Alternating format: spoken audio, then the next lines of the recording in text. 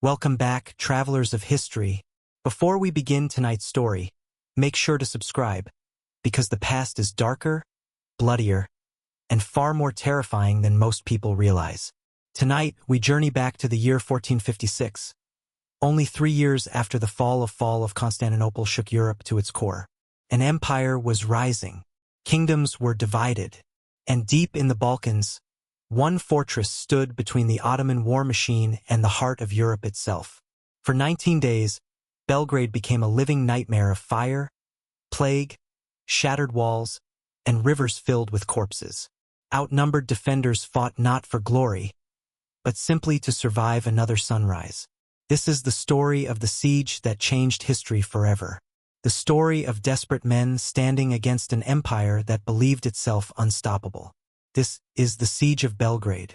Dawn broke over the ruined walls of Fall of Constantinople, but the city no longer belonged to emperors. Smoke drifted through the empty streets like wandering ghosts. Church bells had fallen silent. The markets were gone. The banners of the old Byzantine Empire had been torn down, replaced by the crescent flag of the Ottoman Sultan. For more than 1,000 years, Constantinople had stood as one of the greatest cities on earth, a bridge between worlds, guarded by massive stone walls believed to be impossible to break. But in the spring of 1453, the impossible happened. Cannons thundered day and night. The walls cracked. Soldiers poured through the breaches like floodwater. By the end, thousands were dead, and the ancient capital of Eastern Christendom belonged to a 21-year-old conqueror named Mehmed II. Europe watched in horror. In churches across the continent, priests whispered prayers for salvation. Merchants carried stories of massacres through crowded ports and muddy roads. Refugees arrived with hollow eyes and trembling voices, speaking of fire, screaming, and rivers stained red with blood. Some called it the end of an age. Others believed it was the beginning of something far worse, because Mehmed was not finished. Far from the ruins of Constantinople, winter winds swept across the Balkans. Villages huddled beneath dark forests and frozen hills. Farmers worked silently in empty fields, always watching the horizon. They had heard the stories. The Ottoman Empire was growing stronger every year. Kingdom after kingdom had fallen beneath its armies. Serbia weakened. Bulgaria crushed. Fortresses once thought unbreakable now stood abandoned or burned black by cannon fire. And now one question spread across Europe like a sickness. Where would the Sultan strike next? Inside his palace, Mehmed dreamed not only of conquest, but of legacy. He was young, brilliant, and dangerously ambitious. To his followers, he was the ruler chosen to build an empire greater than Rome itself. He studied war like a scholar studies books. He admired Alexander the Great and Caesar. He believed history belonged to men willing to seize it through force. And after taking Constantinople, there was only one road left open before him, the road into Central Europe. But standing in the way of that dream was a fortress beside the Danube River. Belgrade. A city of stone walls and watchtowers, a gateway between worlds. Whoever controlled Belgrade controlled the path deeper into Hungary, and beyond that, the wealthy kingdoms of Europe itself. Mehmed understood this. So did Europe. Yet Europe was weak. Kings argued while borders burned. Nobles fought over land and gold while peasants starved beneath endless taxes. Old rivalries poisoned every alliance. Some rulers feared the Ottomans. Others secretly hoped their enemies would fall first. Even after Constantinople collapsed, many leaders still refused to unite. Pride was stronger than fear. In royal courts lit by candlelight, messengers arrived breathless with warnings from the Balkans. The Sultan is preparing another campaign. His cannons are larger than before. His army grows every season. But warnings alone could not stop an empire. Across Hungary, anxiety spread through villages and monasteries alike. Blacksmiths worked late into the night forging spearheads and horseshoes. Mothers hid food beneath floorboards. Travelers disappeared along forest roads haunted by raiders and deserters. People no longer spoke about peace. They spoke about survival. And still, the Ottoman shadow moved closer. By 1456, Mehmed had already begun preparing one of the largest military campaigns Europe had seen in generations. Soldiers gathered from across the empire: Turks, Janissaries, cavalrymen, engineers, sailors. Thousands answered the Sultan's call to war. Massive cannons were dragged across muddy roads by teams of oxen. Ships prepared along the rivers. Supply caravans stretched for miles. It was not simply an invasion. It was a machine built for conquest. And at the center of it all stood Mehmed himself. Calm, patient, determined. He knew fear was already working in his favor. The memory of Constantinople had broken something inside Europe. People now understood that ancient walls could fall. Great cities could burn. Entire kingdoms could disappear within a single generation. The old world suddenly felt fragile. Even the church trembled. In Rome, desperate sermons warned that Christendom itself stood in danger. Bells rang across cathedrals as priests called for unity against the Ottoman advance. But beneath the prayers and speeches, another truth remained. Europe was divided. Some rulers promised aid but sent little. Others delayed, hoping someone else would carry the burden of war. Mercenaries demanded gold that bankrupt kingdoms could barely afford. And while Europe argued, the Ottoman army marched. South of Belgrade, the ground shook beneath thousands of boots. Drums echoed through valleys. Crescent banners waved against the sky like storm clouds rolling toward the north. Villagers fled at the sight of them. Some burned their own homes before escaping into the forests, refusing to leave food or shelter behind for the invaders. Others stayed, praying the storm would pass them by. Most already knew it would not, because war in the 15th century did not only destroy armies. It destroyed ordinary lives. Fields were trampled into mud, wells poisoned, churches looted, children orphaned. Disease followed soldiers as closely as death itself. And somewhere beyond the rivers and forests, Belgrade waited. its walls stood strong, but even stone could feel fear. The fortress had seen war before. It had survived attacks, betrayals, and years of bloodshed. But this time was different.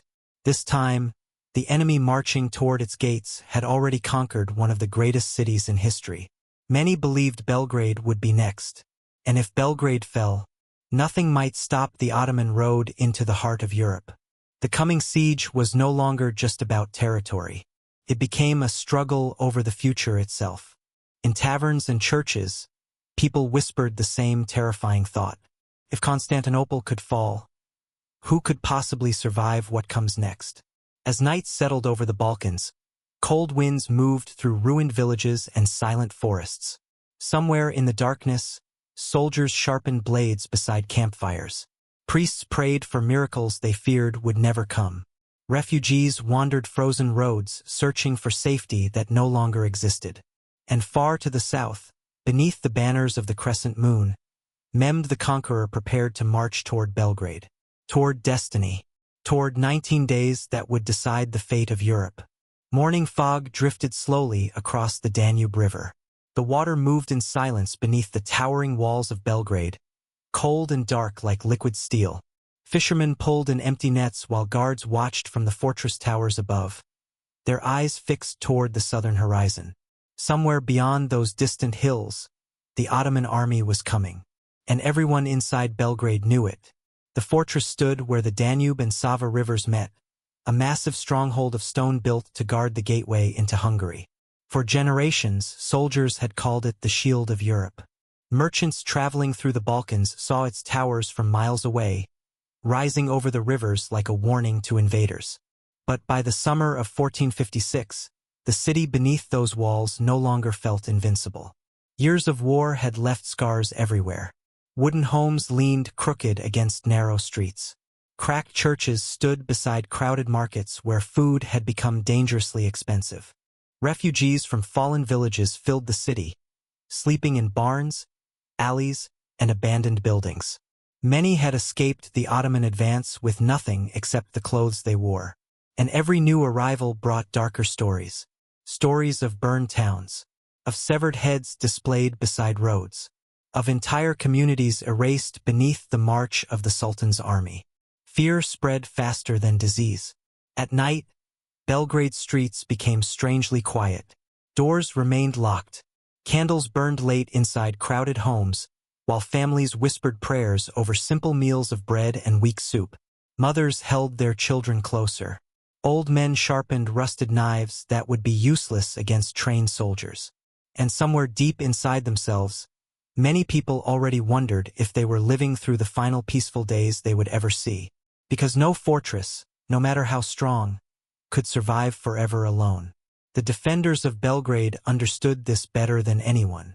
Inside the fortress walls, soldiers worked day and night preparing for the siege ahead. Blacksmith hammers rang through the courtyards as damaged armor was repaired piece by piece. Archers counted arrows carefully, knowing every shot would soon matter. Barrels of oil and gunpowder were carried onto the walls beside stacks of stones prepared for desperate close combat. The city was turning itself into a weapon. Yet beneath the preparation, fear remained impossible to hide.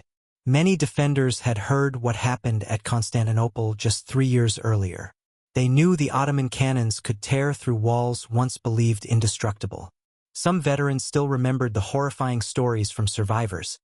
Streets flooded with blood, churches packed with corpses, soldiers slaughtered after the gates finally broke. Now those same cannons were coming for Belgrade. And unlike Constantinople, Belgrade stood directly on the road into Central Europe. If it fell, the path north would lie open. The weight of that truth settled heavily over the fortress.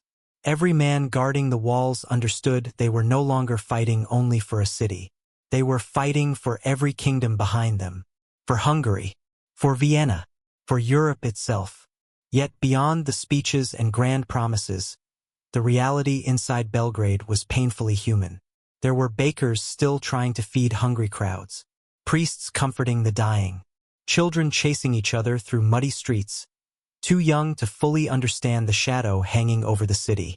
Life continued, even as war approached. That was the cruel rhythm of history. People still laughed, still argued, still fell in love, even at the edge of disaster. As summer heat settled across the Balkans, scouts began arriving with urgent reports. Ottoman forces were moving closer every day. Villages south of the Danube had already been abandoned. Smoke from burned farms darkened the horizon. Then came the rumors of the Sultan's army itself. Tens of thousands of soldiers, janissaries dressed in disciplined rows. Heavy cavalry carrying curved blades that flashed beneath the sun. Massive siege cannons dragged by oxen across broken roads. Some claimed the Ottoman camp stretched farther than the eye could see. Others whispered that Mehmed himself had sworn Belgrade would fall no matter the cost. Inside the fortress, panic slowly began to grow. Some civilians begged to leave before the siege began. Others desperately searched for missing family members trapped outside the city walls. Merchants hid valuables beneath floors or inside wells, hoping something might survive if the city was destroyed. But there was nowhere truly safe left to run. The Ottoman Empire surrounded the region like rising floodwaters. And still Belgrade prepared. Along the outer walls, guards repaired damaged towers weakened by age and weather. Trenches were dug deeper, gates reinforced with iron chains and fresh timber. Messengers rode north pleading for reinforcements while priests led public prayers in crowded churches filled with exhausted faces. Every day the tension worsened. Every night the city waited. Then finally the watchers on the southern hills saw them. At first it looked like smoke moving across the earth. But as the hours passed, shapes began to emerge beneath the burning summer sky. Banners, horses, endless lines of marching soldiers. The Ottoman army had arrived. Fear swept through Belgrade like wildfire. Church bells rang across the fortress while civilians rushed through the streets carrying supplies and children. Soldiers climbed onto the walls, staring silently at the enormous force spreading across the fields beyond the city. It seemed endless. Thousands upon thousands of men. Campfires soon covered the countryside like stars fallen onto the earth. Drums echoed across the rivers late into the night while Ottoman engineers began positioning cannons around the fortress. Belgrade was surrounded. For many defenders, the sight alone shattered whatever confidence remained. Some crossed themselves and whispered prayers. Others simply stood frozen in silence. Because in that moment, the siege stopped being a distant fear. It became real. Inside his command tent, Mehmed II studied the fortress carefully. He understood Belgrade would not fall easily.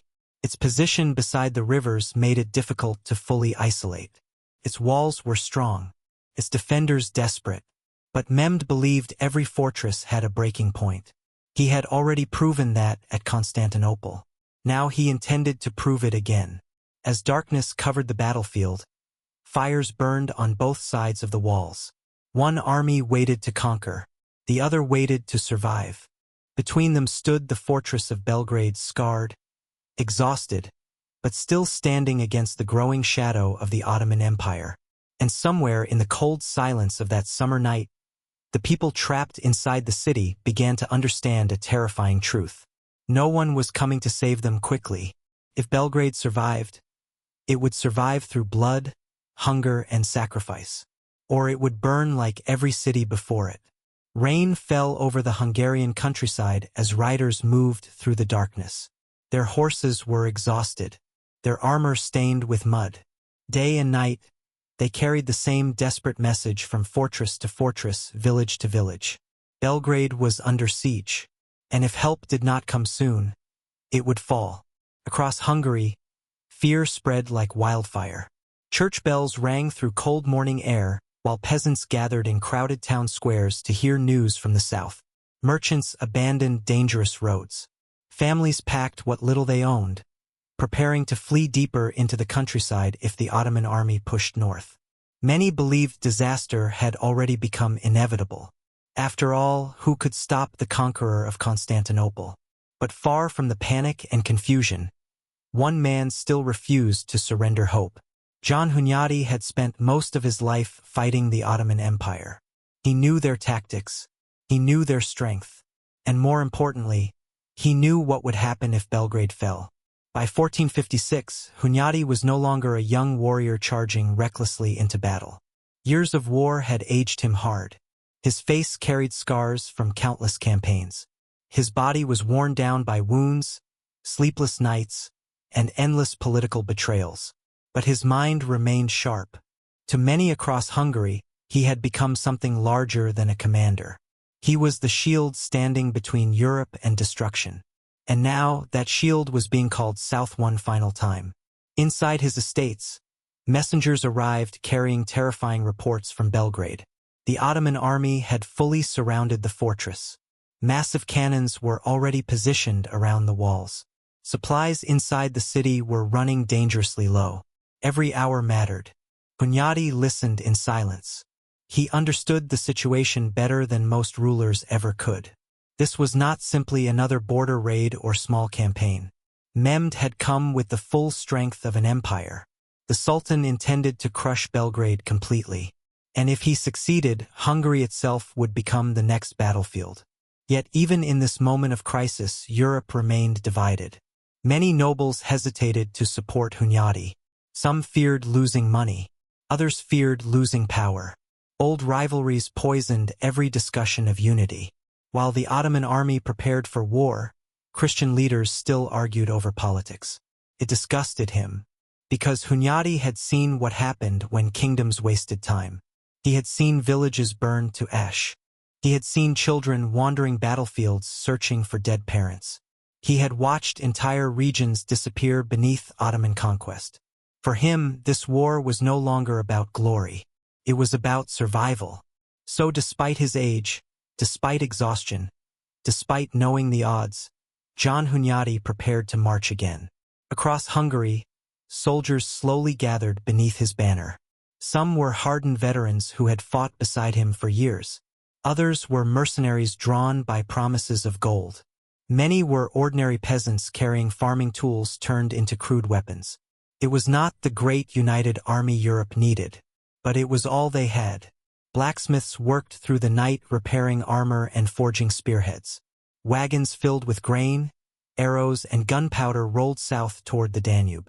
Priests blessed soldiers before departure while frightened families stood silently nearby, unsure if they would ever see their loved ones again. The mood was grim. Most understood they were marching toward one of the largest armies on earth. Yet still they came, because fear alone could not protect their homes. As Hunyadi traveled south, he passed through villages emptied by panic. Some homes already stood abandoned, their doors swinging open in the wind. Fields remained unharvested beneath dark skies. Dogs wandered silent roads, searching for masters who had already fled north. War was approaching faster than life could escape it, and with every mile the shadow of Belgrade grew heavier. At night, Hunyadi studied maps beside flickering candlelight. He knew the fortress could not survive forever surrounded by Ottoman cannons and soldiers. Relief had to come quickly, but direct battle against Mehmed's full army would be suicide. He needed strategy. He needed timing. Most of all, he needed courage from men already terrified by the memory of Constantinople, because the fall of that city haunted every soldier marching beside him. Many still remembered hearing the stories 3 years earlier. The giant Ottoman cannons, the breached walls, the slaughter that followed.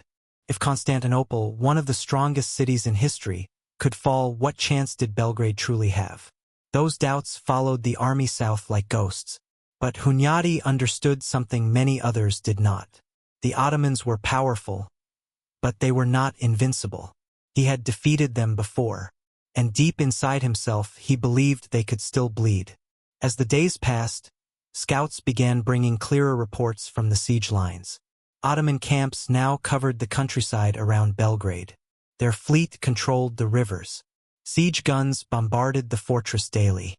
Still, the city had not fallen.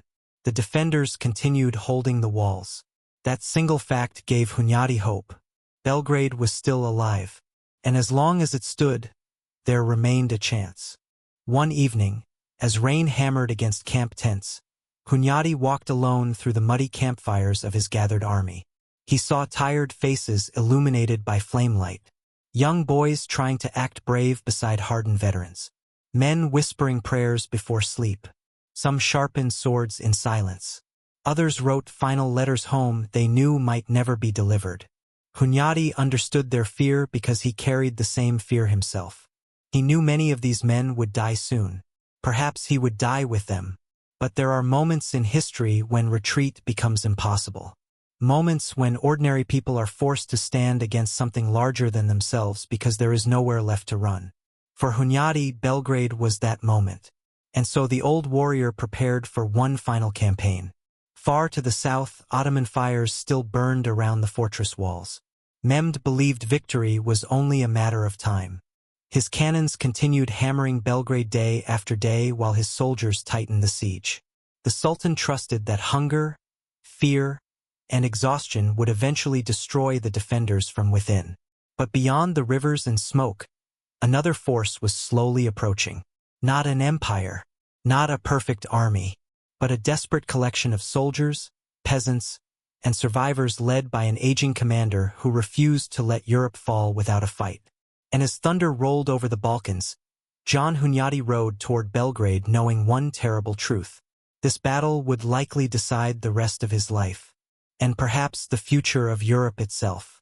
The roads to Belgrade filled with dust, prayer, and desperation. From distant villages and crowded towns, thousands of ordinary people began moving south toward the war. Some carried wooden crosses. Others carried rusted axes, hunting bows, or farming tools sharpened into weapons. Many wore no armor at all. They were not professional soldiers. Most had never seen battle. Yet they marched anyway, because across Hungary and the Balkans, a voice had begun calling people toward Belgrade with the force of a storm. That voice belonged to Giovanni da Capestrano. He was old, thin, and dressed in the simple robes of a Franciscan friar. But when he spoke, crowds gathered by the thousands. His sermons burned with urgency. He spoke of faith, sacrifice, and the danger threatening Christian Europe. He spoke like a man who believed the world itself stood at the edge of destruction. And after the fall of Constantinople, many people believed him. Traveling from town to town, Capestrano preached beneath church bells and market banners. Peasants stood shoulder to shoulder in muddy streets listening to his words. Farmers abandoned fields. Young men left their homes carrying crude spears and kitchen knives. Some came seeking salvation. Others came seeking revenge against the empire they blamed for years of terror and bloodshed. Most simply came because fear had already entered their lives. The Ottoman advance no longer felt distant. Villages had burned. Refugees crowded the roads. Stories of massacres traveled faster than merchants. Everywhere Capestrano went, he found people desperate for hope. And so he gave them purpose. He told them Belgrade could still be saved. He told them God had not abandoned them. But his sermons were not peaceful. They carried the fire of holy war. He warned that if Belgrade fell, the Ottoman armies would continue deeper into Europe. Churches would burn. Kingdoms would collapse. Families would lose everything. For many listening in those frightened crowds, his words felt terrifyingly real, because they had already seen the shadow moving north. Soon, strange armies began forming across the countryside. Not disciplined forces like the Ottomans.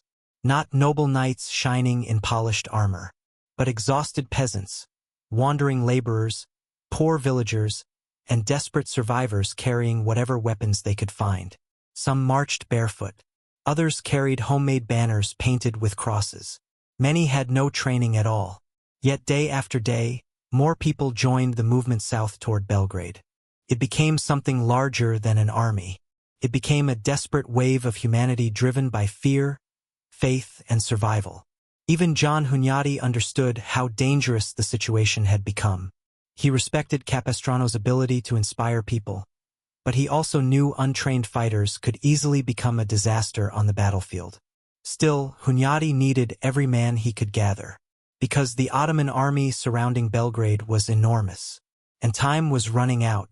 As Capestrano traveled with the growing Crusader force, witnesses described scenes that felt almost unreal. Thousands marched through summer heat singing hymns while priests raised crosses high above the crowds.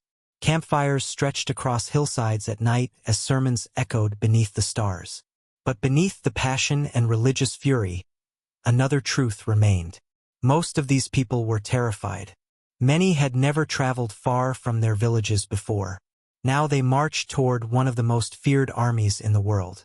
Around the fires, whispers spread constantly about Ottoman cannons, janissaries, and the fall of Constantinople. Some recruits disappeared during the night, unable to face the fear any longer.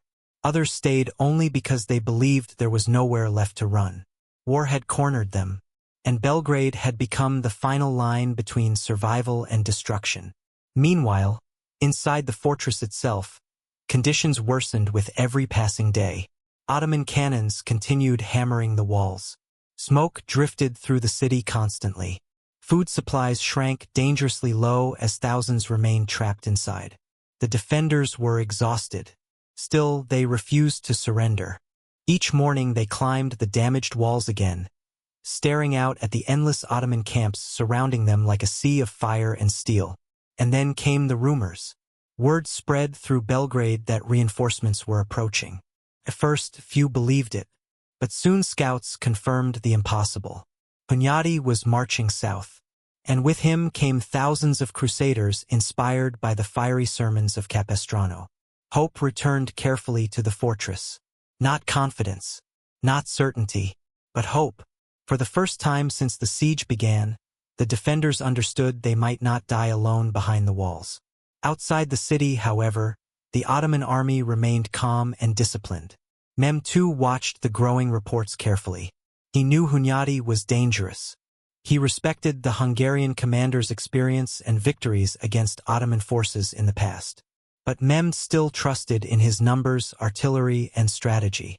He believed Belgrade would eventually break. After all, every fortress breaks eventually. That belief had carried him through Constantinople. Now he intended to repeat history. As the Crusader forces moved closer to Belgrade, the contrast between the two armies became impossible to ignore. The Ottoman Empire marched like a machine. Disciplined soldiers. Organisé quand? Powerful siege weapons. But the Christian relief force looked chaotic and fragile. Priests beside peasants, farmers beside mercenaries, old veterans beside frightened boys carrying wooden clubs. Yet history is often shaped by desperate people willing to fight for survival. And in 1456, desperation covered the Balkans like smoke. One evening, Capestrano stood before a massive crowd gathered beside the Danube River. Torches flickered against the darkness while thousands listened in silence. He raised a wooden cross toward the night sky and called on them to defend Belgrade no matter the cost. The crowd answered with thunderous cries. But many faces still revealed fear, because deep inside themselves, they understood a terrible truth. Faith alone would not stop Ottoman cannons. Courage alone would not stop trained soldiers. Thousands marching south toward Belgrade would soon face one of the bloodiest battles of their lives. And many would never return home. As night settled over the Balkans, campfires burned across the countryside. Ottoman drums echoed near the fortress walls while Crusader armies moved steadily closer through the darkness. Between them stood Belgrade, broken, surrounded, waiting, and somewhere beneath the rising smoke of war, ordinary people prepared to decide the future of Europe with little more than prayer, desperation, and borrowed weapons clenched in trembling hands. The earth trembled before the army even appeared. South of Belgrade, farmers standing in empty fields felt the vibrations beneath their feet long before they saw the banners on the horizon. Birds scattered from the forests. Dogs barked wildly through abandoned villages. Then, slowly, like a dark tide rising across the land, the Ottoman army emerged from the summer haze. It did not look human. It looked endless. Lines of soldiers stretched across the countryside beneath the blazing July sun. Cavalry moved in disciplined formations while armored janissaries marched shoulder to shoulder behind massive war drums that echoed through the valleys. Banners bearing the crescent moon waved above the columns like storm clouds rolling toward the north. And at the center of it all rode Mehmed II. He was only 24 years old. Yet already, entire cities trembled at the sound of his name. The conqueror of Constantinople now stood before Belgrade with one goal: to destroy the fortress guarding the road into Central Europe. And he had brought the full strength of his empire to do it. For weeks, Ottoman engineers and laborers had prepared for this campaign. Roads were cleared through forests, bridges constructed over rivers. Thousands of oxen dragged enormous siege cannons across muddy terrain toward Belgrade's walls. The weapons terrified even experienced soldiers. Some cannons were so large they required entire teams just to position them. Their iron mouths pointed toward the fortress like monstrous beasts waiting to awaken. Men whispered stories about similar weapons destroying the walls of Constantinople only 3 years earlier. Now those same machines stood outside Belgrade, waiting. Inside the fortress, fear spread quickly as the Ottoman camps expanded across the countryside. From the city walls, defenders watched thousands of enemy tents rise beside the rivers. Campfires stretched endlessly beneath the night sky. Ships carrying supplies moved steadily along the Danube while cavalry patrols sealed escape routes around the city. Belgrade was no longer merely surrounded. It was trapped beneath the shadow of an empire. The psychological weight of the siege began crushing the defenders almost immediately. Sleep became difficult. Every hour brought new reminders of the enemy's overwhelming strength. Ottoman drums echoed through the darkness at night, their rhythm steady and cold like the heartbeat of the approaching war. Some civilians broke down completely.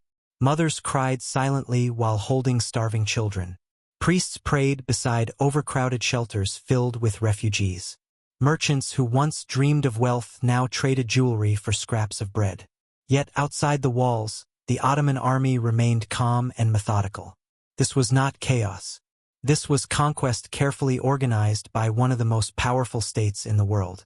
Mehmed understood that wars were won not only through courage, but through preparation. His camps operated like living machines. Engineers mapped weak points in the fortress walls. Supply caravans arrived daily with food, arrows, and gunpowder. Doctors treated wounded soldiers while officers drilled formations beneath the blazing heat. Even the rivers became part of the Sultan's strategy. Ottoman ships moved across the Danube, blocking aid from reaching Belgrade by water. The fortress was slowly being cut away from the outside world piece by piece. Inside the city, hunger began tightening its grip. Food had already been scarce before the siege. Now prices became unbearable. Bread was rationed carefully. Wells grew crowded. Disease spread through cramped shelters filled with exhausted civilians. The defenders tried to remain disciplined, but fear hung over every street. Because everyone remembered Constantinople. They remembered how quickly confidence had turned into slaughter. One evening, as the sun disappeared behind thick clouds of smoke, a young guard climbed the southern tower of the fortress and stared toward the Ottoman lines. Fires burned across the camps below while distant prayers echoed through the darkness. He later admitted the sight made him feel hopeless. Not because the Ottomans looked savage or chaotic, but because they looked unstoppable. And that was exactly what Mehmed wanted. The Sultan understood the power of fear. Long before cannons shattered walls, fear could weaken men from within. Rumors spread constantly through the siege lines about Ottoman victories, giant armies, and cities already conquered. Some stories were exaggerated. Others were horrifyingly true. But together, they created the image of an empire that could not be resisted. Still, Belgrade refused to surrender. Its defenders repaired damaged walls through the night while archers remained stationed along the battlements. Every day the fortress endured another wave of pressure. Every day the Ottoman machine tightened around it further. Then, finally, the cannons spoke. The first explosion shook the city like an earthquake. Birds erupted from rooftops as smoke exploded from the Ottoman artillery lines. A second later, iron slammed into Belgrade's walls with terrifying force. Stone shattered outward across the fortress courtyards while civilians screamed and rushed for cover. Then came another blast. And another. Soon the air itself seemed alive with thunder. The Ottoman bombardment had begun. Massive cannons fired day and night against the walls of Belgrade. Towers cracked. Homes collapsed beneath falling stone. Dust and smoke filled the streets while defenders struggled desperately to repair damage between attacks. Children hid underground beside terrified families. Priests carried bodies through ruined alleys. The siege became a nightmare of noise, exhaustion, and fear. Yet still, Mehmed pressed harder. He believed Belgrade's destruction was only a matter of time. The Sultan often watched the bombardment personally from elevated positions near the siege lines. Witnesses described him standing calmly while cannons roared around him, studying the fortress with cold concentration. He was not blinded by rage. He was calculating. Every shattered wall brought him closer to victory. Every exhausted defender brought Belgrade closer to collapse. And deep inside the Ottoman camps, confidence remained high. Many soldiers believed the siege would end exactly like Constantinople. They trusted Mehmed completely. After all, he had already accomplished what many thought impossible once before. Why would Belgrade be any different? But behind the fortress walls, another force was slowly moving closer through the Balkans. John Hunyadi and the Crusader armies, inspired by Giovanni da Capestrano, continued marching south toward the city. The defenders inside Belgrade did not yet know when help would arrive, or if it would arrive in time. All they knew was that the Sultan's great machine was already tearing their world apart. As darkness covered the battlefield once more, cannon fire lit the night sky with flashes of orange and white. Smoke drifted across the rivers while the fortress groaned beneath the endless bombardment. And somewhere beyond the shattered walls of Belgrade, history moved closer to one terrible collision. An empire determined to conquer, a fortress determined to survive, and thousands of ordinary people trapped between them, praying they would still be alive when the sun rose again. The bombardment never truly stopped. Day after day, night after night, the cannons outside Belgrade continued roaring like thunder across the Danube. The ground shook constantly beneath the fortress. Walls cracked deeper with every strike. Smoke drifted through the streets so heavily that sunrise itself sometimes disappeared behind gray clouds of dust and ash. For the people trapped inside the city, time began to lose meaning. There was only survival. The siege had entered a darker stage now. The first shock of the Ottoman arrival was gone, replaced by something slower and far more dangerous: exhaustion. Men who once rushed confidently onto the walls now climbed the battlements with hollow eyes and trembling hands. Sleep became rare, peace became impossible, and death became ordinary. Each morning, civilians emerged carefully from underground shelters to discover which buildings had collapsed during the night. Some found homes destroyed entirely. Others searched through broken stone for missing relatives buried beneath rubble. The streets of Belgrade slowly transformed into ruins. Church windows shattered beneath cannon fire. Roofs burned after flaming projectiles crashed into crowded neighborhoods. Wells became clogged with debris while the smell of smoke and blood spread across the fortress like a sickness. Still, the Ottoman cannons continued firing. Inside the southern towers, defenders desperately tried repairing damage between bombardments. Stone masons worked beside soldiers under constant threat of death. They carried fresh blocks toward shattered walls while arrows rained overhead from Ottoman archers positioned beyond the fortress. Many never finished the work. One cannon strike could erase entire repair teams instantly. Yet new men always stepped forward. Because if the walls failed completely, Belgrade would die with them. The psychological strain inside the fortress grew worse every day. Hunger sharpened tempers. Fear poisoned trust. Crowded shelters filled with frightened civilians became breeding grounds for panic and disease. Some people began whispering about surrender. Others called them traitors. Arguments erupted in dark streets over food, water, and rumors spreading through the city. Some claimed the Crusader relief force led by John Hunyadi had already been destroyed before reaching Belgrade. Others insisted help was only days away. No one truly knew anymore. The siege had trapped not only bodies, but information itself.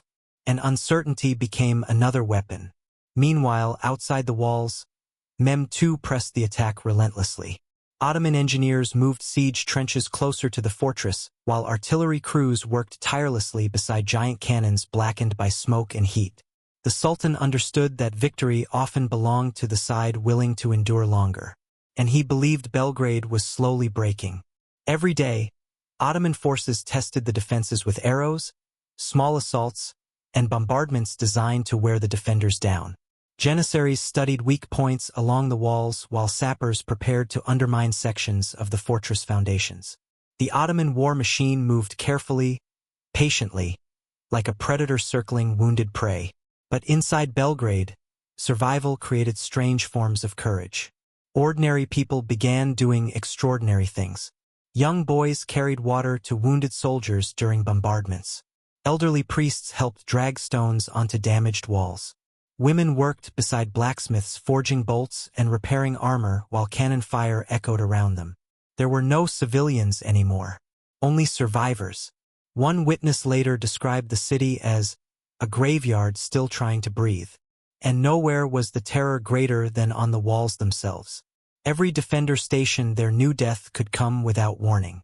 A cannonball might strike beside them at any moment. Ottoman arrows darkened the sky during attacks, falling into the fortress like deadly rain. The noise alone drove some men to madness. Cannons, screaming, crashing stone, prayers shouted through smoke. After days without proper sleep, many soldiers moved like ghosts across the battlements, their faces covered in dust and blood. Yet still they held the line, because beneath all the fear remained one terrifying truth.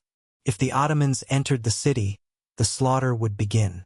The memory of Constantinople haunted every defender. Survivors from earlier Ottoman campaigns had already spread stories of massacres following breached walls. Men inside Belgrade knew surrender offered no guarantee of mercy. So they fought harder, not for victory anymore, but for time. Every extra hour mattered. Every surviving tower mattered. Every repaired section of wall mattered. And beyond the fortress, unknown to many inside the city, Hunyadi's relief force continued moving closer through the Balkans. The old commander understood the danger perfectly.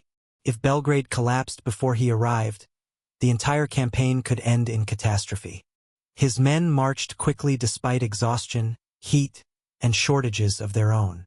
Among them traveled the crusaders inspired by Giovanni da Capestrano, peasants, laborers, and volunteers carrying crude weapons beside professional soldiers. It was a fragile army, but it was the only hope Belgrade had left. Back inside the fortress, the bombardment reached terrifying intensity. One afternoon, Ottoman cannons unleashed a coordinated assault against the southern walls. The explosions shook the city so violently that entire streets disappeared beneath clouds of dust. Towers cracked open. Chunks of stone flew through the air like deadly storms. Then the arrows came, thousands at once. The sky above Belgrade turned black. Defenders raised shields desperately while civilians fled screaming through narrow alleys. Ottoman war horns echoed across the battlefield as waves of soldiers surged forward beneath covering fire. The attack slammed against the damaged walls with brutal force. Archers fired from rooftops. Soldiers fought through smoke so thick they could barely see each other. Boiling oil and stones crashed down upon attackers climbing ladders toward the battlements. For hours, the fortress became chaos. Blood mixed with mud across shattered courtyards while wounded men cried out for water and priests. Still the defenders held. Barely. When darkness finally returned, fires burned across parts of the city.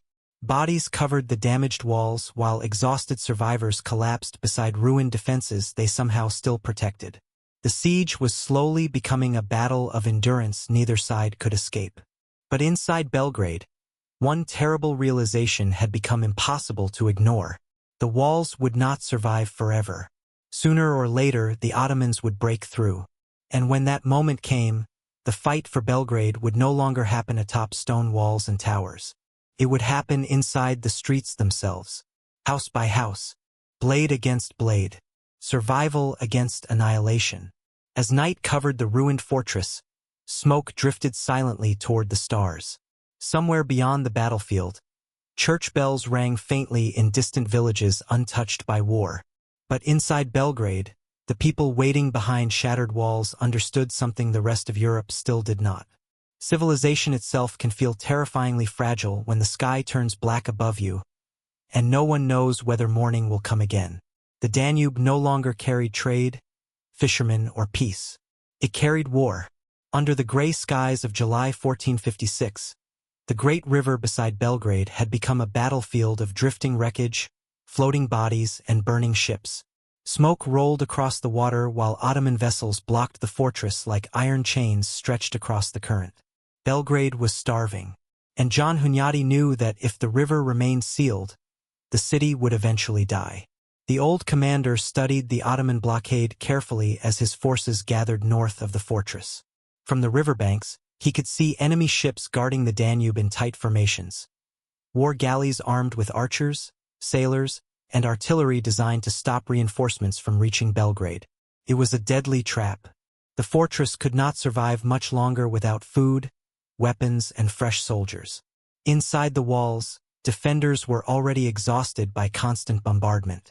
Supplies were disappearing quickly. Disease spread through crowded shelters beneath collapsing buildings. Time was running out. Hunyadi understood he could not wait for the perfect moment anymore.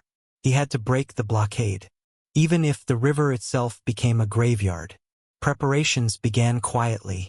Throughout the camps, Hungarian crews repaired damaged boats while soldiers gathered barrels of pitch, ropes, arrows, and crude explosives. Small vessels were reinforced with wood and iron for the coming battle. Priests moved among the men offering blessings beside the dark waters of the Danube. Many soldiers already suspected what was coming, and many were terrified. River warfare was brutal even under normal conditions. Ships trapped men together in tight spaces where there was almost nowhere to escape once battle began. Fire spread instantly across wooden decks. Arrows rained from all directions. One mistake could send entire crews drowning beneath armor and wreckage. But Hunyadi had little choice left. Belgrade needed help immediately. One evening, beneath gathering storm clouds, the Hungarian commander stood near the river and watched the Ottoman fleet in silence. Fires flickered across enemy ships anchored beside the fortress. Beyond them rose the shattered walls of Belgrade itself, still barely standing against Mehmed's siege. Somewhere behind those walls, thousands waited desperately for rescue. Hunyadi knew many would already be dead. Yet the fortress still held. That was enough reason to fight. At dawn, the attack began. The river exploded into chaos. Hungarian ships surged forward against the Ottoman blockade while horns echoed across the Danube. Archers unleashed volleys into enemy decks as rowers struggled against the violent current. Within moments, the calm waters beside Belgrade transformed into a storm of splintered wood, smoke, and screaming men. The Ottoman fleet reacted quickly. War drums thundered from the blockade while Ottoman archers fired relentlessly into the approaching Hungarian vessels. Arrows tore through sails and flesh alike. Some boats caught fire almost immediately, drifting helplessly downstream while wounded men leapt into the water to escape the flames. Many never resurfaced. Still, Hunyadi pressed forward. He understood speed mattered more than caution now. If the blockade survived, Belgrade would remain trapped. So Hungarian crews crashed directly into Ottoman ships, turning the battle into savage close combat fought atop burning decks. Axes swung through smoke. Hooks dragged enemy vessels together. Men stabbed each other at arm's length while ships drifted into collision beneath showers of arrows. Witnesses later described the Danube running red beneath the fighting. Bodies floated between shattered boats while flames reflected across the dark water like pieces of hell itself. One Ottoman galley reportedly burned so fiercely that trapped sailors threw themselves overboard rather than die inside the fire. Others drowned beneath the weight of armor and weapons, dragged under by the river before help could reach them. The battle became pure survival. And amid the chaos, Hunyadi personally directed attacks against key Ottoman positions along the blockade. Despite his age, he moved constantly between crews, shouting orders while arrows crashed around him. His men followed with desperate determination, because everyone understood what depended on this fight. Not simply victory, but the survival of Belgrade itself. Inside the fortress, defenders watched the battle unfold from the walls with growing disbelief. Through smoke and cannon fire, they saw Hungarian ships smashing into the Ottoman line. Cheers erupted across parts of the city as civilians realized relief forces had finally arrived.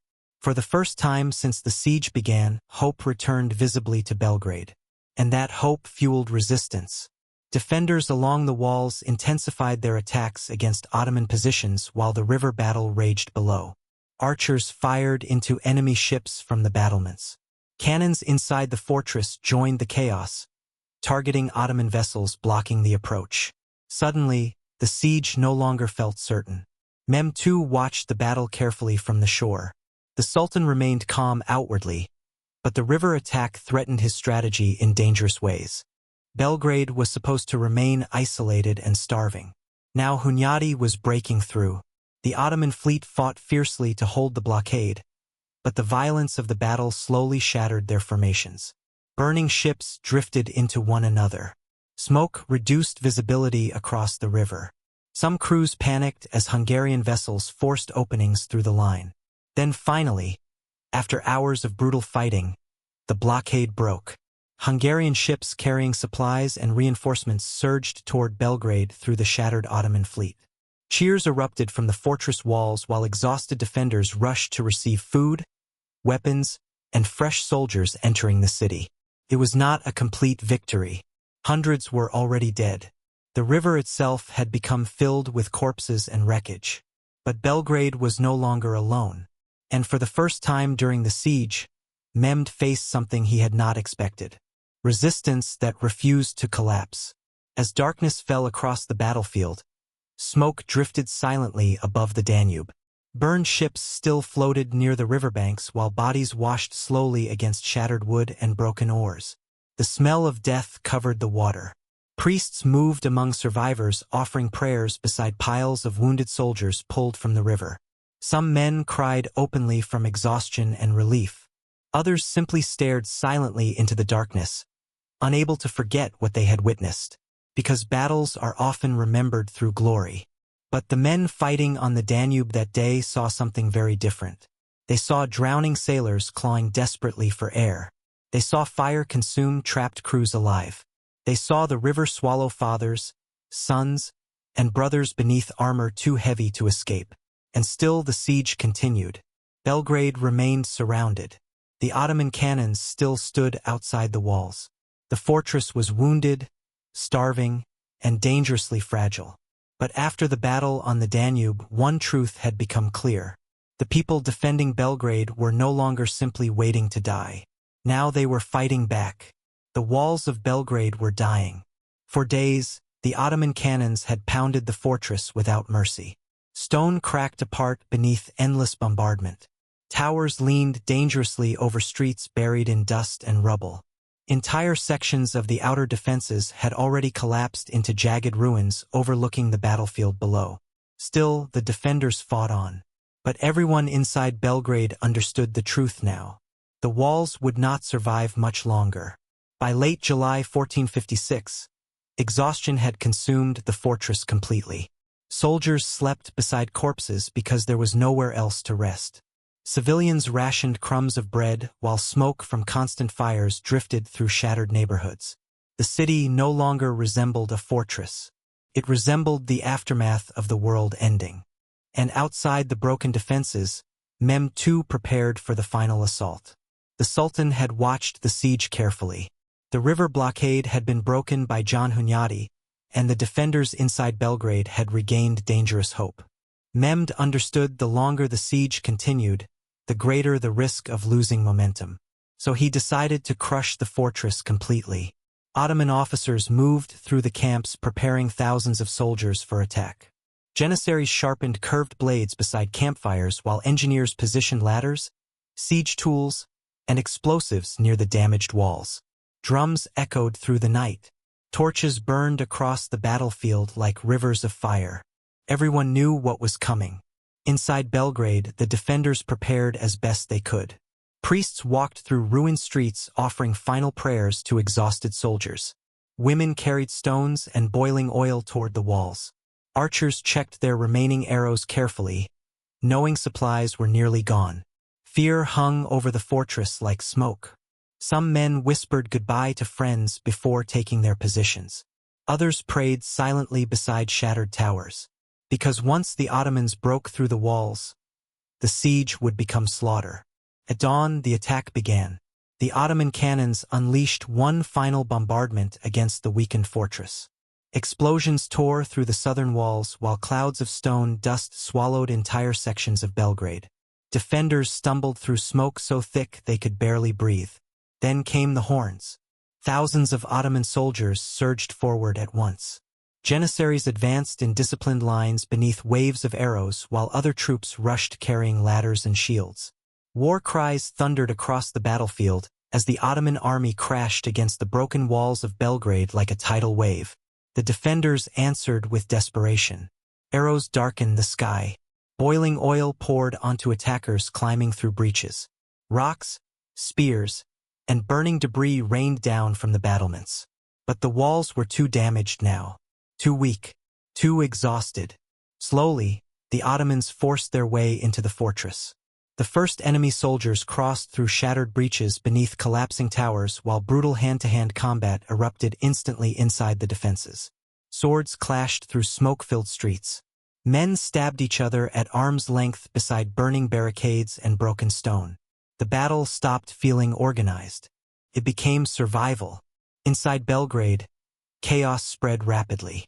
Civilians fled through narrow alleys carrying children and whatever possessions they could still save. Priests dragged wounded soldiers toward overcrowded churches now serving as makeshift hospitals. Fires spread between damaged buildings while screams echoed across the city. And still more Ottoman soldiers poured through the breaches. One defender later described the fighting as a storm made of steel and blood. There were no safe places left. Not the churches. Not the homes. Not even the streets themselves. Every corner of the fortress became a battlefield. John Hunyadi moved constantly through the chaos, organizing desperate counterattacks wherever the defenses began collapsing. Despite his age, he fought with terrifying determination, rallying exhausted soldiers already pushed beyond their limits. He understood the danger perfectly. If panic spread fully through the fortress, Belgrade would fall within hours. So Hunyadi forced the defenders to hold street after street, barricade after barricade. Wagons were overturned to block narrow roads. Burning debris was piled near key entrances. Archers positioned themselves atop ruined rooftops to fire into advancing Ottoman troops. The fighting became savage. Men battled with swords, axes, knives, and broken pieces of wood. Some soldiers fought barehanded after losing weapons in the chaos. The narrow streets prevented large Ottoman formations from advancing easily, forcing brutal close combat where discipline mattered less than raw survival. And in those moments, desperation made the defenders dangerous. Again and again, Ottoman forces pushed deeper into the fortress only to meet furious resistance inside the shattered streets. Fires lit the battle with orange flashes while smoke blinded soldiers on both sides. The city sounded like hell itself. Cannon fire still echoed outside the walls. Men screamed for water, priests, mothers. Buildings collapsed during combat, crushing fighters beneath falling stone. Blood flowed through the broken streets of Belgrade like rainwater after a storm. Yet even amid the horror, moments of terrifying courage appeared everywhere. Young boys carried arrows to defenders while fighting raged nearby. Wounded soldiers returned to barricades despite barely being able to stand. Civilians trapped inside burning homes still threw stones at Ottoman troops passing below. Because by then, everyone inside Belgrade understood the same terrible truth. There would be no mercy if the city fell. Meanwhile, outside the fortress, Mehmed watched the assault carefully. At first, the attack appeared successful. Ottoman banners rose above portions of the breached walls, while waves of soldiers continued flooding into the city. Victory seemed close, perhaps closer than ever before. But Belgrade refused to collapse completely. Instead of surrendering, the defenders turned every ruined street into another battlefield. Ottoman soldiers who survived the breaches found themselves trapped inside narrow alleys filled with barricades, flames, and desperate resistance. The assault slowed, then stalled. As darkness approached, fighting still consumed the fortress. Neither side controlled the city fully. Fires burned across entire neighborhoods while exhausted soldiers stumbled through rubble, searching for enemies hidden in smoke and shadows. The siege had entered its bloodiest stage. No longer a battle of walls and cannons. Now it was a battle fought face to face inside the ruins of Belgrade itself. And somewhere beneath the smoke and screaming, both armies slowly realized something horrifying. The fortress might not survive this night at all. Night fell over Belgrade like a funeral curtain. Smoke drifted across the ruined fortress, while flames consumed shattered homes and broken towers. The sky glowed orange above the battlefield, turning the rivers below into reflections of fire and blood. Inside the city, the fighting still had not stopped. The Ottoman assault had broken through the walls, but Belgrade refused to die quietly. Across the ruined streets, defenders and invaders battled through darkness so thick with smoke that men often killed each other before even seeing faces clearly. The siege had become chaos, and chaos was swallowing everyone. Hours earlier, Mehmed II believed victory was close. Ottoman soldiers had breached the walls and surged deep into the fortress. Banners bearing the crescent moon now stood over parts of Belgrade's shattered defenses. But instead of collapsing, the city turned into a trap. Narrow streets slowed Ottoman formations. Fires spread through crowded alleys. Barricades appeared suddenly behind smoke while defenders launched violent counterattacks from rooftops and ruined buildings. The battle no longer resembled a siege. It resembled a nightmare. Everywhere, men screamed through darkness illuminated only by burning wood and flashes of steel. And at the center of that nightmare stood John Hunyadi. The old commander understood the fortress could not survive another full assault. The walls were too damaged, the defenders too exhausted. If the Ottomans secured control of the breached sections by morning, Belgrade would almost certainly fall. So Hunyadi chose desperation. He ordered fires lit throughout the breached areas of the fortress. Wooden barricades soaked in pitch were ignited beside collapsed walls. Wagons filled with flammable material were pushed into narrow passages and set ablaze. Flames spread rapidly through damaged streets already buried beneath rubble and corpses. Suddenly, parts of Belgrade became walls of fire. The plan was brutal and dangerous for everyone, but it worked. The growing inferno trapped many Ottoman soldiers inside the breached sections of the city. Smoke blinded advancing troops while flames separated units from one another. Some soldiers became lost entirely inside burning streets where defenders waited in ambush behind collapsed buildings. Panic began spreading through parts of the Ottoman assault force. The defenders attacked immediately. Hungarian soldiers and crusaders surged from hidden positions through smoke and fire, striking confused Ottoman troops trapped inside the ruined fortress. The battle turned savage beyond description. Men fought beneath collapsing roofs. Bodies burned beside barricades. Some soldiers suffocated in smoke before enemy blades even reached them. One witness later claimed the screams during that night sounded less like war and more like the world ending. The streets of Belgrade became hell itself.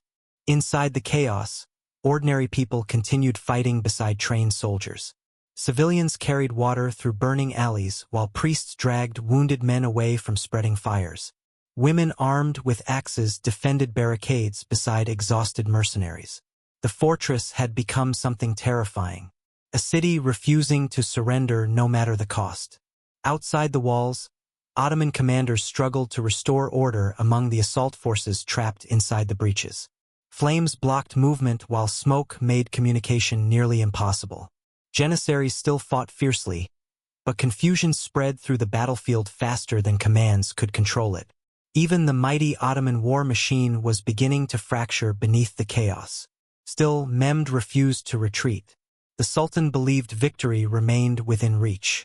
He ordered fresh troops forward while artillery continued firing against parts of the fortress still standing. Ottoman drums thundered through the darkness as more soldiers entered the burning city. But every new attack faced the same horror. Smoke, fire, close combat inside shattered streets, and defenders fighting like men already condemned to death. The psychological toll became unbearable for many soldiers on both sides. After weeks of siege warfare, bombardment, starvation, and constant death, the battle inside Belgrade pushed human endurance beyond its limits. Some men broke completely. Others became frighteningly fearless, because after enough suffering, fear itself begins to lose meaning. One young defender was later found still clutching a broken spear beside a barricade surrounded by dead Ottoman soldiers. Witnesses claimed he had continued fighting despite multiple wounds until collapsing from blood loss beside the flames. Stories like that spread quickly through the fortress, and they kept resistance alive. As midnight approached, the fires inside Belgrade grew even larger. Entire neighborhoods burned uncontrollably, while smoke drifted across the battlefield like black storm clouds. The heat became so intense in some areas that wounded soldiers could not be rescued from collapsed buildings. They simply disappeared into the flames. The smell of burning would mix with blood and gunpowder until the air itself became difficult to breathe. And still the battle continued. Giovanni da Capestrano moved among defenders during the chaos, holding crosses above the wounded and shouting prayers through smoke-filled streets. Some soldiers later claimed his presence alone stopped men from fleeing during the worst moments of the fighting. Whether that was true or not hardly mattered anymore. Belgrade had entered the kind of battle where faith and survival became impossible to separate. Meanwhile, Ottoman soldiers trapped inside the fortress began facing a terrifying reality. Instead of quickly overrunning the city after breaching the walls, they had become entangled in endless close combat against enemies refusing to surrender. Every alley hid danger. Every burning building concealed defenders. Every step deeper into Belgrade cost more lives. And for the first time during the siege, uncertainty touched the Ottoman assault. Could the fortress still survive? Could the defenders actually hold? As darkness stretched toward dawn, fighting slowly began weakening from pure exhaustion. Soldiers collapsed beside barricades too tired to continue swinging weapons. Fire still consumed parts of the city, while wounded men cried out beneath fallen stone and burning debris. Neither side had truly won the night, but neither side had escaped it unchanged. Belgrade was barely recognizable anymore. The fortress walls were shattered. The streets were covered in bodies. Entire sections of the city burned beneath the rising smoke. Yet somehow, the defenders still held parts of the fortress. And somewhere inside the chaos, something dangerous had begun growing. Not confidence, not victory, but belief. The belief that the Ottoman Empire could still be resisted. As the fires continued burning beneath the dark Balkan sky, exhausted survivors stumbled through the ruins, searching for water, weapons, and wounded friends. Around them, Belgrade groaned like a dying city refusing to take its final breath. And with dawn approaching, both armies prepared unknowingly for the moment that would change the entire siege forever. Dawn rose slowly over Belgrade. Smoke still drifted above the ruined fortress while fires smoldered beneath shattered towers and collapsed homes. The streets were silent now except for the cries of wounded men buried beneath rubble and broken wood. For the first time in days, the cannons had stopped. Both armies were exhausted. Inside the fortress, defenders leaned against ruined barricades barely able to stand. Many had not slept properly in weeks. Their armor was blackened by smoke. Their hands shook from exhaustion, hunger, and endless violence. Yet somehow Belgrade still stood. The Ottoman assault during the night had failed to fully capture the city. Despite breached walls and brutal street fighting, the defenders continued holding sections of the fortress against impossible odds. But no one believed the danger had passed. Everyone expected Mehmed II to launch another attack soon. And if he did, Belgrade might finally collapse. Even John Hunyadi understood how fragile the situation remained. The old commander spent the early morning inspecting damaged defenses while soldiers repaired barricades with whatever material they could still find. Bodies lined the streets. The smell of death covered the city. Everywhere Hunyadi looked, he saw men pushed beyond human limits. But he also saw something else. The Ottomans looked exhausted too. Outside the fortress, the massive Ottoman camps no longer carried the same feeling of unstoppable confidence. The brutal fighting inside Belgrade had shaken many soldiers deeply. Thousands were dead or wounded. Entire assault groups had vanished inside the burning city during the night. For the first time during the siege, uncertainty spread through Mehmed's army. The Sultan still controlled enormous forces, but victory suddenly seemed less certain. Then something unexpected happened. Near midday, small groups of crusaders and irregular fighters began gathering near the breached walls of Belgrade. Many were peasants inspired by Giovanni da Capestrano. Ordinary men armed with farming tools, crude spears, and salvaged weapons taken from the battlefield. They were not following a battle plan. They were angry. After days trapped inside smoke, blood, and fire, many defenders had reached a breaking point. They were tired of waiting behind shattered walls while Ottoman cannons destroyed their city piece by piece. Some wanted revenge. Others simply wanted the nightmare to end. At first, the groups leaving the fortress were small. A few fighters climbed over damaged barricades and advanced cautiously toward Ottoman positions outside the walls. They attacked isolated soldiers and supply points before retreating quickly back toward the city. But then more men followed, and more after that. Soon hundreds of crusaders surged out from Belgrade almost by instinct, shouting prayers and war cries while charging toward the Ottoman lines. No one had ordered it. Not Hunyadi, not Capestrano. The attack simply exploded out of desperation and momentum. For a brief moment, even the defenders themselves seemed shocked by what was happening. But once the charge began, it became impossible to stop. The crusaders slammed into Ottoman forward positions with terrifying energy. Exhausted after weeks of siege warfare, many Ottoman soldiers were caught completely unprepared for a sudden assault coming from the fortress they believed was nearly defeated. Chaos spread quickly. Fighters armed with axes and spears crashed into artillery crews beside the siege lines. Some crusaders attacked Ottoman trenches directly while others set fire to siege equipment abandoned during the confusion. Smoke rose once again across the battlefield, and suddenly the siege turned inside out. Inside Belgrade, Hunyadi realized the situation could either become disaster or opportunity. If the crusaders were crushed outside the walls, panic might destroy the defenders completely. But if the Ottoman lines truly were vulnerable, this might be the moment to break the siege itself. The old commander made his decision immediately. He ordered organized forces to support the unexpected attack. Hungarian cavalry and disciplined infantry surged from the fortress behind the crusaders while trumpets echoed across the battlefield. Defenders who hours earlier believed themselves near death now charged toward the Ottoman camps with desperate fury. The battlefield erupted into total chaos. Ottoman soldiers scrambled to respond while fires spread between tents, supply wagons, and artillery positions. Some units fought fiercely to restore order. Others began retreating in confusion as rumors spread that Christian forces were launching a full breakout from the fortress. The psychological effect was devastating. For weeks, the Ottomans had controlled the siege completely. They had been the attackers, the conquerors, the army dictating every movement around Belgrade. Now suddenly, exhausted defenders were charging directly into their camps. And many Ottoman soldiers simply were not prepared for it. The Crusaders fought with terrifying recklessness. Some carried crosses into battle instead of shields. Others attacked cannons with little more than knives and farm tools.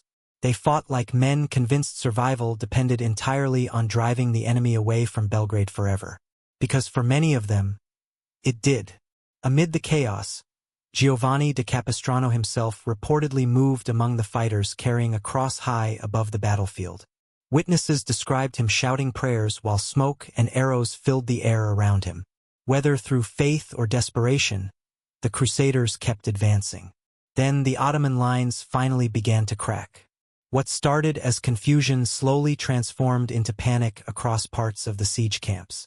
Fires consumed artillery positions while fleeing soldiers collided with reinforcements rushing toward the battlefield. Communication broke down beneath smoke and noise. Some Ottoman units still fought bravely. But the order that once made Mehmed's army so terrifying was disappearing. And once discipline begins collapsing during battle, fear spreads faster than commands ever can. Mehmed II attempted desperately to restore control over the battlefield. The Sultan personally rode near sections of the fighting, rallying troops and organizing resistance against the Christian breakout. But the siege had changed. Belgrade was no longer simply surviving. Now it was striking back. By late afternoon, parts of the Ottoman camps were burning uncontrollably, while defenders captured weapons, supplies, and artillery abandoned during the retreat. The battlefield outside the fortress became filled with shattered wagons, dead horses, and terrified soldiers fleeing through smoke. The impossible was beginning to happen. The Ottoman siege of Belgrade was collapsing, and it had started with a charge no one planned, no one ordered. A sudden explosion of desperation from exhausted people who refused to die quietly behind broken walls. As evening approached, smoke drifted once more across the rivers surrounding Belgrade. But now the fires burned inside Ottoman camps instead of the fortress itself. The defenders stood atop shattered walls watching the enemy retreat for the very first time. And somewhere beneath the fading smoke of battle, history changed direction. Because sometimes the fate of empires is not decided by perfect plans or grand strategies. Sometimes it is decided by exhausted survivors who finally choose to run toward the fire instead of away from it. The Ottoman camp was burning. Black smoke rolled across the fields outside Belgrade while shattered wagons, abandoned cannons, and dead horses littered the battlefield. The mighty siege army that had once surrounded the fortress with absolute confidence now struggled simply to survive the chaos consuming it. Cries echoed through the smoke. Orders disappeared beneath panic. And somewhere amid the collapse of the siege, Mehmed II realized the impossible had happened. Belgrade had not fallen. It had fought back. The sudden Christian counterattack shattered the rhythm of the Ottoman campaign completely. What began as a reckless charge by exhausted crusaders had transformed into a full assault against the siege lines. Fires spread rapidly between artillery positions while retreating soldiers collided with reinforcements rushing toward the fighting. Discipline, the great strength of Mehmed's army, was breaking apart. And once fear enters an army, even empires can bleed. Still, the Sultan refused to surrender the battlefield. Witnesses later described Mehmed riding directly into the chaos, shouting orders while trying desperately to rally his soldiers. Around him, Ottoman officers attempted to reorganize collapsing formations, while janissaries fought fiercely to stop the defenders from pushing deeper into the camps. The fighting became savage. Not grand, not heroic, just brutal survival amid smoke, blood, and exhaustion. Outside the fortress walls, men hacked at each other beside burning tents and overturned siege weapons. Crusaders armed with axes and stolen blades fought Ottoman veterans through narrow trenches filled with mud and corpses. Some battles lasted only seconds before one side collapsed entirely. Others dragged on through the smoke until fighters could barely lift weapons anymore. The battlefield no longer looked like a carefully planned siege. It looked like the end of the world. Yet amid the chaos, Mehmed still believed he could regain control. He had not conquered Constantinople by surrendering to panic. He understood battles could change suddenly. Armies could recover. Victory could still be pulled from disaster through force of will and discipline. So the young sultan pushed closer toward the fighting. Too close. Somewhere near the collapsing Ottoman lines, during one of the most violent clashes outside Belgrade, Mehmed was struck during the chaos of battle. Historical accounts differ about exactly how it happened. Some claimed he was hit by an arrow. Others described a spear or projectile striking him amid the confusion. But the result was undeniable. The conqueror of Constantinople fell wounded. The news spread through the Ottoman camp almost instantly, and panic deepened. For weeks, Mehmed's presence had held the siege together. His confidence, authority, and reputation gave soldiers belief that victory was inevitable. But now rumors raced through the battlefield claiming the Sultan had been killed. Fear exploded across the camps. Some Ottoman units continued fighting stubbornly, but others began retreating in disorder. Soldiers abandoned artillery positions. Supply crews fled burning wagons. Confusion spread faster than officers could control it. And inside Belgrade, the defenders sensed weakness. John Hunyadi pressed the attack relentlessly. The old commander understood moments like this rarely lasted long during war. If the Ottomans regained discipline, the siege might continue. So he struck harder. Hungarian forces and crusaders pushed deeper into the collapsing siege lines, capturing weapons, destroying supplies, and driving Ottoman troops farther from the fortress. The defenders who days earlier expected death behind broken walls now fought with terrifying momentum. The psychological reversal was staggering. The Ottoman army that once seemed unstoppable now looked vulnerable, human, bleeding. For the defenders of Belgrade, that realization changed everything. Because for weeks they had lived beneath the shadow of inevitability. The cannons, the giant camps, the endless soldiers, all of it created the feeling that resistance itself was hopeless. Now that illusion was burning alongside the Ottoman siege works. Meanwhile, Mehmed's condition remained uncertain amid the chaos.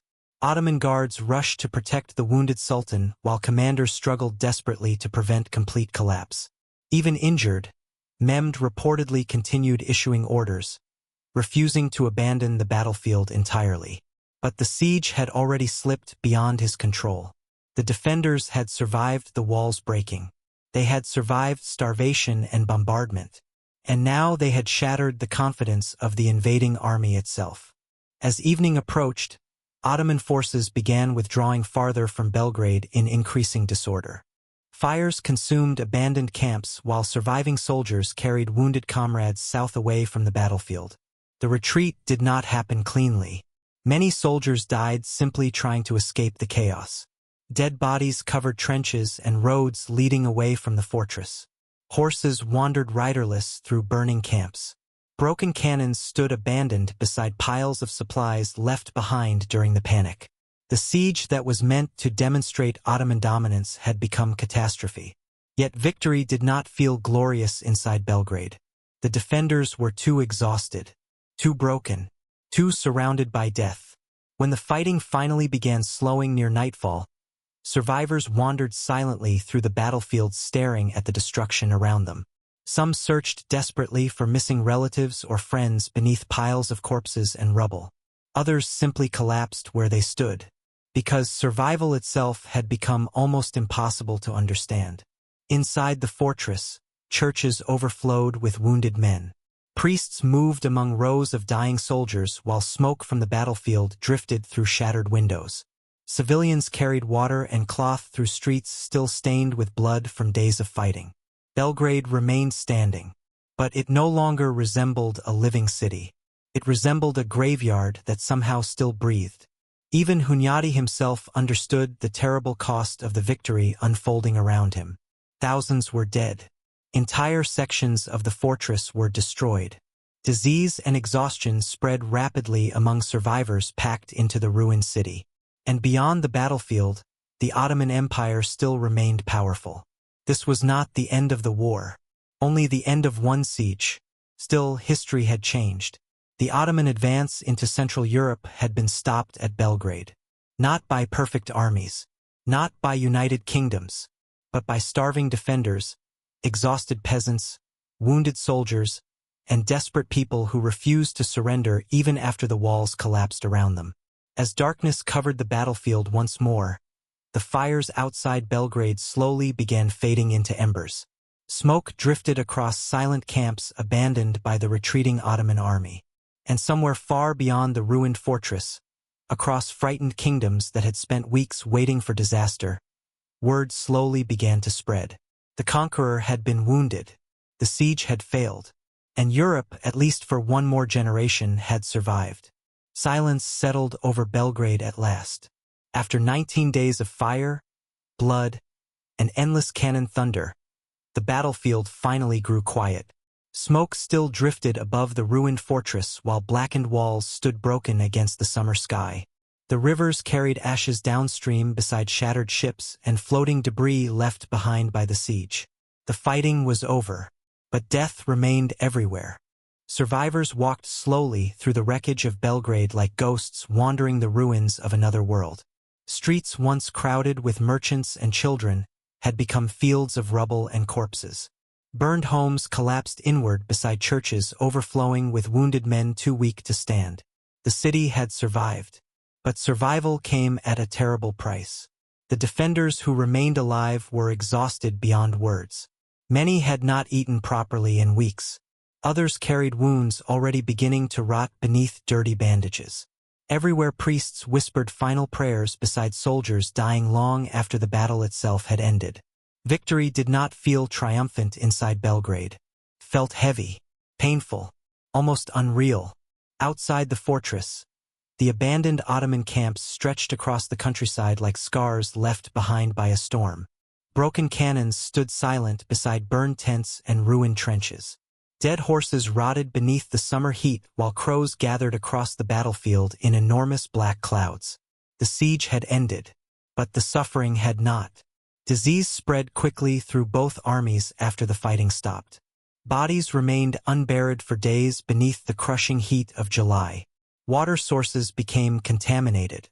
Wounded men packed into overcrowded shelters coughed, bled, and died beside one another while exhausted healers struggled helplessly to save them. Soon plague began moving through Belgrade itself. The fortress that had survived Ottoman cannons now faced an invisible enemy far crueler than steel. Fever spread from street to street. Entire families disappeared within days. Some survivors who escaped the siege alive died quietly afterward inside crowded shelters, too weak to resist sickness after weeks of hunger and terror. Even the victors could not escape death. Among those weakened by the siege was John Hunyadi himself. The old warrior who had helped save Belgrade now walked through a city poisoned by disease, exhaustion, and grief. For years he had fought the Ottoman Empire across countless battlefields. He survived campaigns, betrayals, wounds, and impossible odds. But after the siege, his body finally began failing him. Not from a sword, not from an arrow, but from plague. As illness spread through the fortress, Hunyadi grew weaker each day. Witnesses described the once powerful commander lying exhausted while the sounds of mourning echoed through the ruined city outside. He had won the battle, yet like so many others after the siege, he would not survive the peace that followed it. On August 11, 1456, only weeks after Belgrade's victory, John Hunyadi died. The news spread across Hungary and Europe with deep sorrow. To many people, he had become more than a commander. He was the man who stood against the Ottoman Empire when much of Europe seemed terrified and divided. The shield had finally fallen, and yet his victory endured, because what happened at Belgrade changed history far beyond the fortress walls.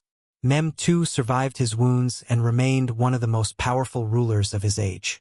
The Ottoman Empire would continue expanding for centuries afterward.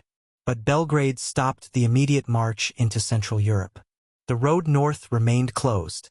Vienna did not fall. Hungary survived for another generation. And kingdoms across Europe gained precious decades to prepare for the future wars still waiting beyond the horizon. Historians would later debate military tactics, political decisions, and battlefield numbers surrounding the siege. But for ordinary people living in 1456, the meaning felt far simpler. Belgrade had not surrendered. That alone seemed miraculous, especially after Constantinople, especially after years of Ottoman victories that made the empire appear unstoppable. The siege proved something many Europeans desperately needed to believe again. The conqueror could bleed, empires could fail, and ordinary people, standing behind broken walls with almost no hope left, could still change history. Soon stories of Belgrade spread across churches, villages, and royal courts throughout Europe. Messengers carried news of the victory through frightened kingdoms that had spent weeks preparing for disaster. Bells rang across cities in celebration while priests declared the defense of Belgrade a miracle of faith and courage. Even today, echoes of that memory still survive. After the victory, church bells across Catholic Europe began ringing at noon in remembrance of the siege and the prayers offered during those desperate days of battle. In many places, the tradition continued for centuries until people forgot why the bells rang in the first place. But the sound remained. A distant echo from 1456, a memory carried through generations. And perhaps that is the strangest part of history. Most of the people who fought at Belgrade are forgotten now. The exhausted peasants who charged from the walls. The civilians carrying water through burning streets. The wounded soldiers buried beneath shattered stone. History rarely remembers ordinary names, yet their actions shaped the future of continents. Without them, Europe may have looked very different. Without them, entire kingdoms might have vanished beneath the Ottoman advance decades earlier than they did. But those people were not legends while living through the siege. They were frightened human beings, hungry, exhausted, covered in smoke and blood, trying desperately to survive another day. That is what makes Belgrade haunting even now. Not simply the battle itself, but the human cost buried beneath victory. Thousands died protecting the fortress. Thousands more died afterward from wounds and disease. Children lost parents. Families vanished forever. Entire streets became graveyards. And still, amid all that suffering, the defenders held. As summer slowly faded over the Balkans in 1456, workers began rebuilding parts of the shattered fortress, while survivors buried the dead outside Belgrade's scarred walls. Life returned carefully to the city, though nothing truly looked the same anymore. Too much blood had soaked into the stones. Too many memories lingered in the ruins. Yet above the fortress, the church bells still rang. Across Europe, they answered one another from distant towers and cathedrals. A sound of warning, a sound of survival. A sound carrying the memory of 19 days when exhausted defenders stood against an empire and somehow refused to fall. And centuries later, long after the cannons fell silent and the warriors turned to dust, those bells still echo through history, reminding the world that sometimes civilization survives only because ordinary people choose to resist, even when defeat seems certain.